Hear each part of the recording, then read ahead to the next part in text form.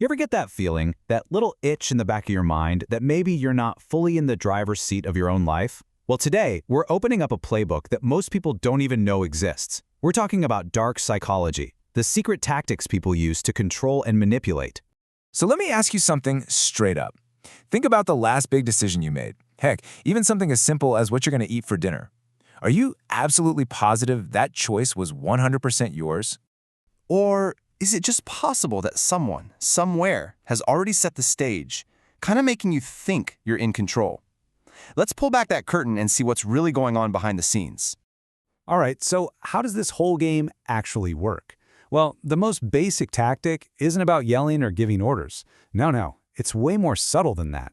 It's all about controlling the final outcome by shaping your choices, all while making you believe you're the one calling the shots. It's a sneaky little thing called the illusion of choice. See, a master manipulator gets that our brains just hate being told what to do. So instead of giving you a command, they offer you options. It makes you feel empowered, like you have a say in the matter. And seriously, once you see this, you see it everywhere. A parent asks, hey, you want to go to bed at 8 or 8:30? The kid picks 8:30 and feels like they've won something, right? But the parent's goal was just to get them to bed. Or how about a boss who asks, so should we have that big meeting on Friday evening or Saturday morning? Notice what was never on the table: not having the meeting. They create this invisible box, and you happily pick a choice inside of it. Okay, so once a manipulator has you operating inside their little framework, what's next? The next step is to get you to trust them, and fast. And they do this using some really wild psychological shortcuts. Now, this first one is going to sound completely backward. You'd think doing favors for someone is how you get them to like you, right? Wrong. The Benjamin Franklin effect shows it's the other way around. If you ask someone for a tiny favor, like, hey, can I borrow your pen? Their brain has to figure out, wait, why did I just help this person? And the easiest, quickest answer it lands on is, well, I guess I must like them. It's such a clever little brain hack. But what about the flip side? Well, it turns out that being perfect is actually kind of intimidating. We might admire it from a distance, but we don't really trust it. It feels a little fake. So the pratfall effect is a manipulator's way of seeming more human. By making a small, calculated mistake, like spilling a little coffee during a big presentation, a super competent person suddenly becomes relatable. They seem real. And that one little slip-up completely disarms our natural skepticism. And here are two more heavy hitters our brains fall for when building rapport. First up is the halo effect. This is when just one good thing, like being really well dressed, creates a halo that makes our brain just lazily assume a bunch of other good things, like, oh, they must be smart and honest too. Then you've got the chameleon effect. This is where someone subtly mirrors your body language or your tone of voice. You don't even notice it, but your subconscious brain goes, hey, this person is just like me, and you instantly feel a connection. But what happens when the goal goes way beyond just simple trust? Well, the next level is where things get a lot more sinister. We're talking about creating a state of emotional obsession and dependency. It all kicks off with this simple psychological quirk called the Zeigarnik effect. Basically, our brains are hardwired to want closure. We hate leaving things unfinished. So an incomplete task or conversation creates what psychologists call an open loop in our minds, and we become totally fixated on closing it. So you can probably guess how a manipulator weaponizes this. Instead of ending a chat with a nice little conclusion, they'll cut it off right at the most intense part. Or they'll text you something like, you know, I noticed something really strange about you today, and then poof, they're gone. Your brain is left spinning trying to close that loop, which means you literally can't stop thinking about them. They're living in your head rent-free. And then, my friends, we have the engine behind pretty much all addiction: the variable reward schedule. Years ago, B.F. Skinner discovered that rats would press a lever obsessively if the food reward came at random, unpredictable times. It's the exact same reason slot machines are so addictive. And in relationships, this shows up as classic hot and cold behavior. First, they hit you with the hot phase. This is also known as love bombing. You're just flooded with compliments, attention, affection.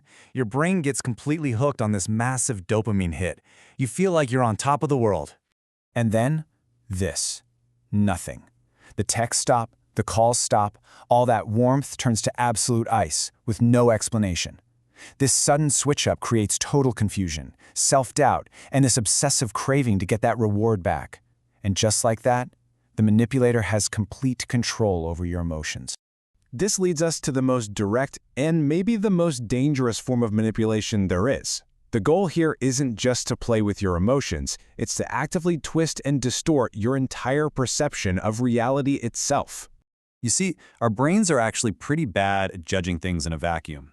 We always need some kind of reference point to start with, and that's where something called the anchoring effect comes in. It's a mental shortcut where the very first piece of information we get, the anchor, has this huge outsized influence on everything that follows. So let me give you an example.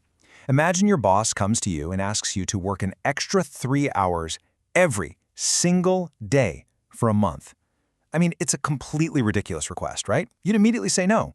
Well, that giant, absurd request, that's the anchor. Then, a little later, your boss comes back and says, Okay, I get it. Well, could you just help out for 4 hours this Saturday?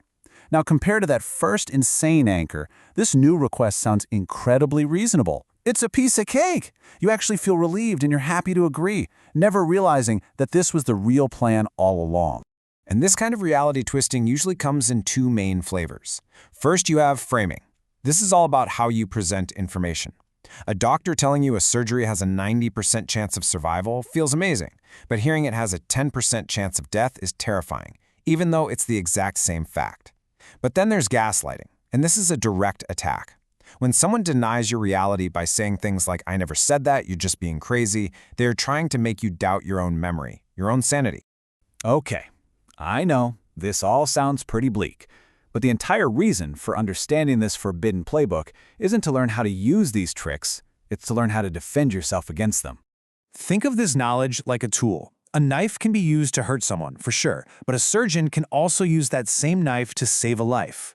The tool itself isn't good or evil, it's the intention behind it that matters. And for us, this knowledge is our scalpel for self-defense.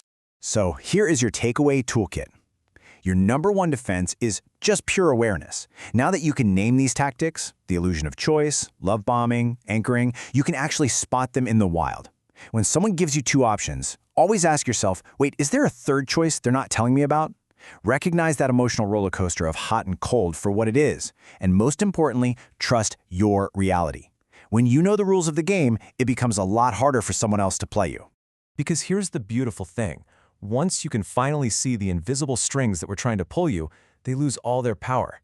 The question isn't who's pulling them anymore. It's realizing that you're the one who's always had the power to cut them.